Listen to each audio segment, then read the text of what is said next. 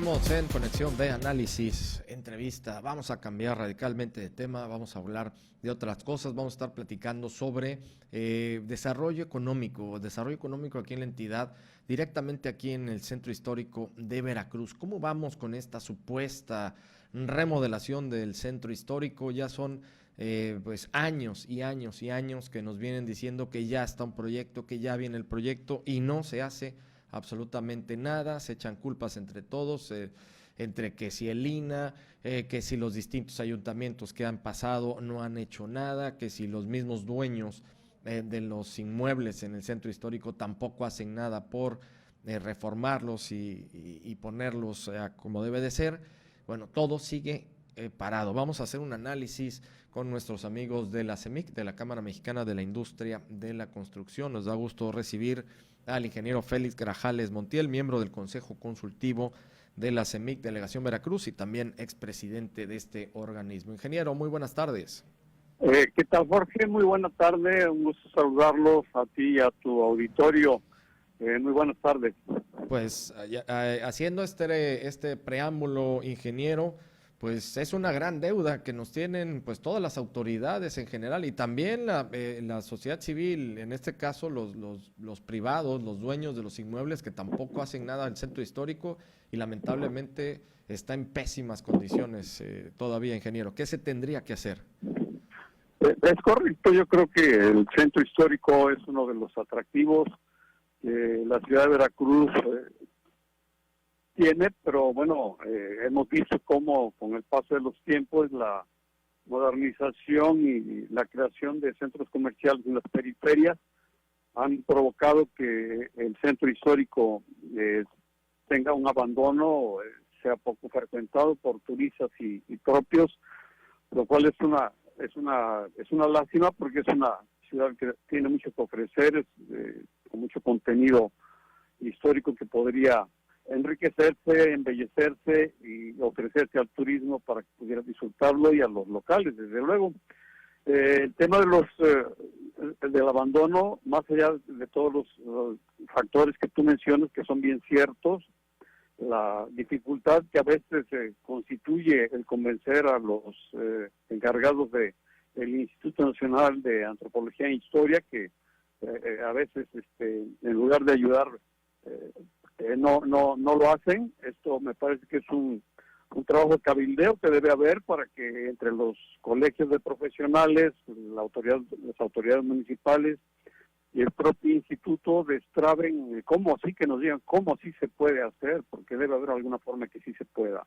Estamos de acuerdo que hay que preservar las construcciones con valor arquitectónico e histórico, pero eso no es un sinónimo de que deba de permanecer abandonada en ruinas. Una construcción constituye no solamente un adefesio, sino que puede constituirse un peligro para los que transitan o pudieran transitar por allí. El otro tema sería el de los recursos para poder hacer las obras que se requieran. Ahí aporta una buena parte. Desconozco las cifras del fideicomiso que antes era de parquímetros de la concesionaria Zeus. Supongo yo que la aportación de los parquímetros sigue siendo alguna cantidad, si no muy importante, sí suficiente para poder hacer algunas obras que pudieran embellecer el centro de la ciudad, pero pues esto habrá que esperar que se nos informe a la opinión pública que cuánto se ha recaudado, a qué se ha destinado, y esperemos que se le esté dando el uso correcto, que podría ser otro factor de financiamiento para las obras de rescate del centro histórico.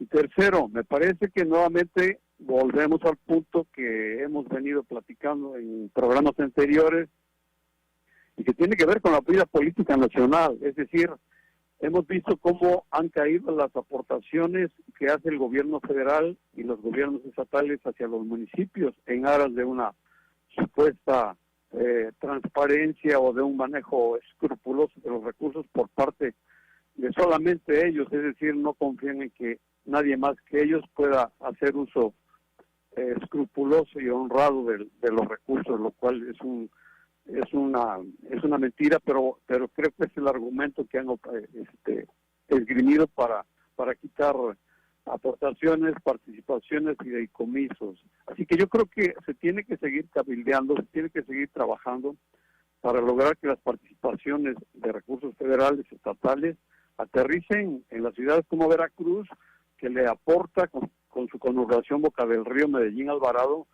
muchísimo a la federación. Hablemos del puerto de Veracruz, que tanto dividendo le deja en sus participaciones de impuestos por ingreso de mercancías a la federación y que poco se regresa a la ciudad. Entonces, bueno, hay muchos temas de donde analizar, muchas perspectivas de donde se puede analizar la problemática y la posible solución, pero creo que lo que se requiere es que se siga batallando, que se siga gestionando ante quien deba hacerse para lograr que Veracruz recupere esa vocación de centro importante en su centro histórico de visita de los propios y de los visitantes. Eso es una cuestión que tendrá que seguirse haciendo y ojalá y pronto se logre, Jorge.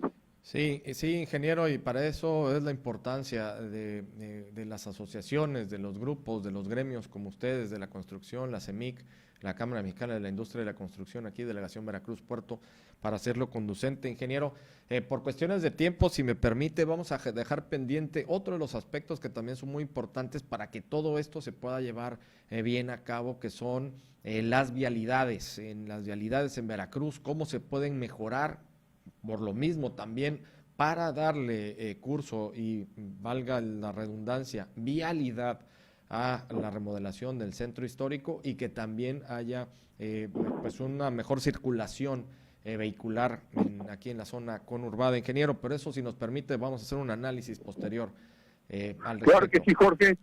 Con mucho gusto, cuando lleves gusto, lo platicamos, encantados de la vida. Claro que sí, ingeniero. Le agradezco muchísimo la comunicación. Al contrario, gusto saludarlos. Igualmente, muchas gracias al ingeniero Félix Grajales Montiel, miembro del Consejo Consultivo de la CEMIC, de la Cámara Mexicana de la Industria de la Construcción, Delegación Veracruz Puerto, y también expresidente de este organismo.